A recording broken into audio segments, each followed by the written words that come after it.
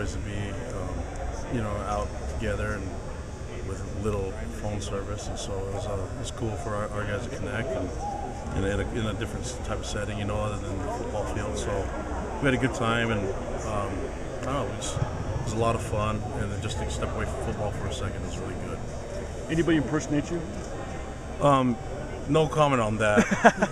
There were people that were really funny, and yeah, it was a good time. A lot of good fun. Yeah. I mean, there's not really much. There's other people on our staff that you can make fun of way more than me. So, and I try to motivate our players to do that a little bit in the skits. After reviewing the film, what did you make of the scrimmage? Defense was really good. Offense made some bad decisions, but we saw some really good things from the offense.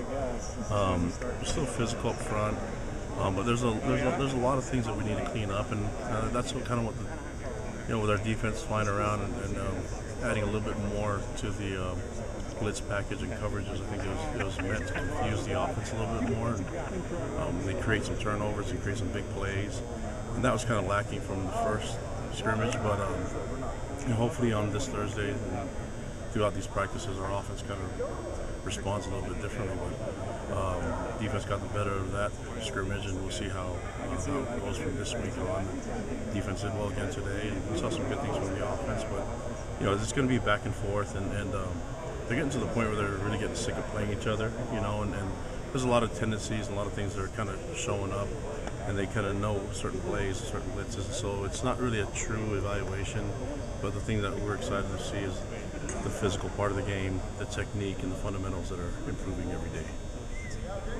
Did the team activity over the weekend kind of indicate the phase of camp ending and moving into a different kind of phase this week a little bit, or not really? A little bit, and we're still getting into the transition. I mean, we're now in the mornings rather than the afternoons, trying to get into the game, in season, in our in-season type of schedule, but we still have time where school hasn't started yet, so we have a little bit more extra time that we can do film and do some walkthroughs and stuff like that. But you also want to transition this week into getting ready for Portland State, doing a lot of full-time Portland State, so it's not like if we start too early, then they become stale as well. So we want to make sure that they spend the right amount of time getting our finishing and polishing stuff up on our offense, defense, special teams, and then when we get to our in-season mode and we start scouting Portland State, that it becomes basically part of everything's still foundation, everything's been set. We kind of go into our in-season schedule.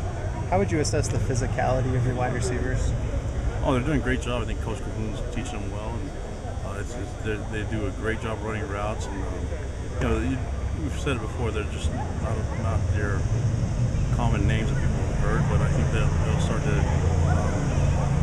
to emerge as our game breakers and playmakers. I mean, they kind of throw tight ends in there because they're part of the mix, and our running backs catch the ball too. So receiving the football in the passing game is not just about the receiver position itself. It's also about how we're able to work the passing game, not just all about one position. But if we're speaking about receivers specifically on the physical part, they're doing a great job, and they're having to go against some great and tough defensive backs. What's the consensus is moved? I guess Benjamin comes in from quarterback to wide receiver to running back. Mm-hmm. What about him that makes him so valuable in playing different positions? He has a natural feel for running the ball. You can kind of see what he did in high school, extending plays with his feet. So it kind of made sense for us to. He knows the offense because of that introduction as a quarterback. I think running back's probably more suited towards it, but he's going to do some stuff with the wide receivers also. It's kind of he's our athlete, and we're just trying to find a place for him. And I just think he can help us win games. And so as a coaching staff, we're trying to be creative in how we use our guys. And he's one of them that I think can really help us. Does that speak to the depth of wide receiver, maybe that you kind of have the luxury to move a guy like Austin around a little bit? Yeah, sure. I think it also speaks to Austin's athletic ability.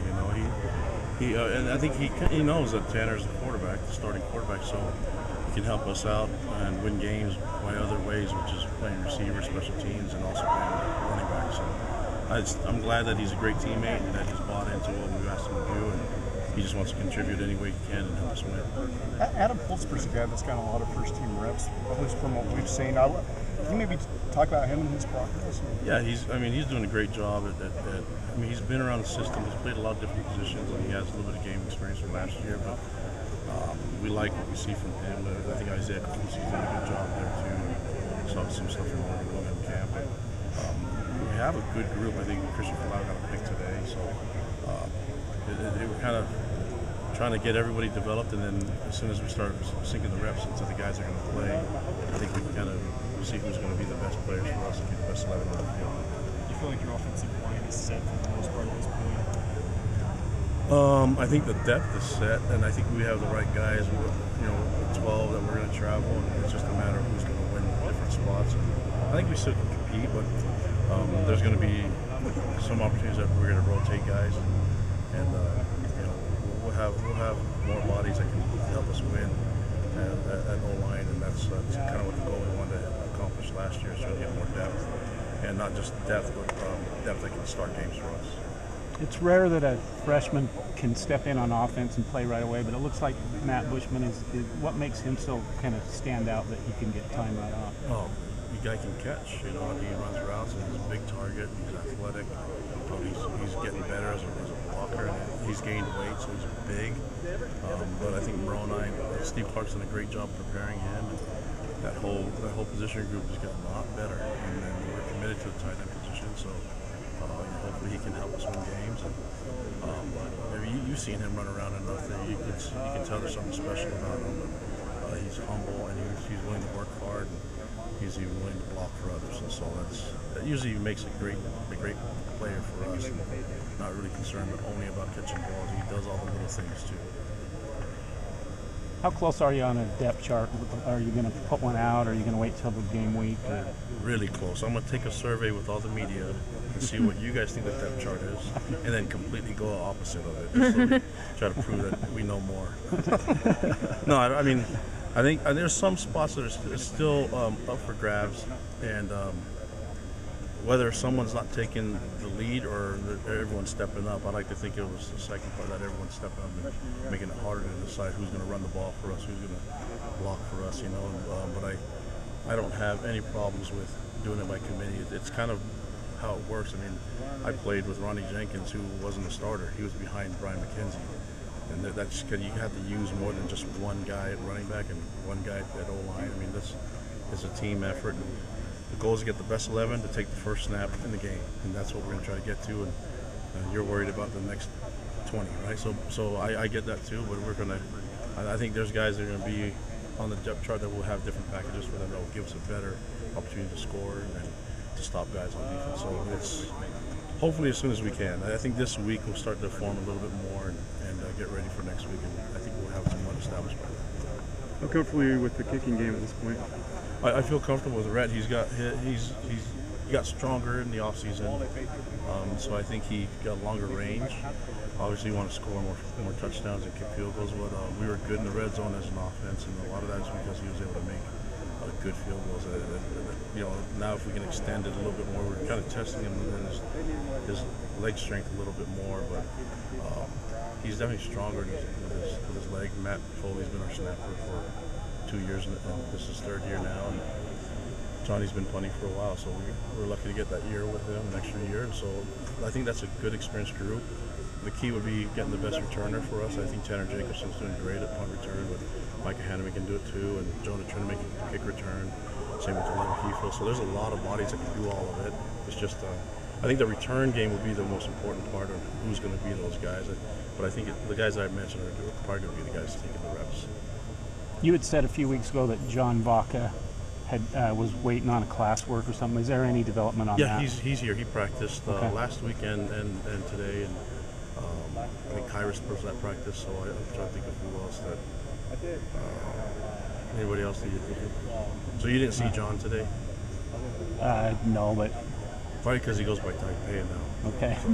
Call him by his Tongan name and he'll respond. Is the plan to redshirt him, or have you decided yet on that? Well, he's one of those bodies that can play either O-line or D-line, and so we're kind of waiting to see. We've got some guys that are banged up, so we're going to wait and see when we plan to get guys back and how he fits into everything. So there's a chance he can play D-line, there's a chance he can play O-line, there's a chance he can redshirt. So. Can Kyrus do Good enough question. here in the next couple weeks to maybe travel with you guys? Or Yeah, Kyrus has been with us. He's just been cleared to play now, so he knows the defense. He just wants to get the pads on and hit somebody, and I like that about him. So I think he'll be a factor for us in the first game. Last question. Just kind of give us your overall expectation for the season now that you're really getting 2 weeks out. I'm not asking you to pick a win total or anything, but Oh, how I are was these about guys to give you gonna an do? answer. No, I'm joking. Like I said before, I don't think anything has really changed other than just trying to get the best team out there and play and compete. And I want our players to enjoy the process. I want them to enjoy the game, you know. And I think we play a lot better when we're loose and we're having fun. And you know, I think I've been really impressed with the team, and I would say that the leadership has been really good in camp. And I really look forward to our team, and I think we have like Lavelle would say, I think we have a chance to be pretty good. So, is that good enough?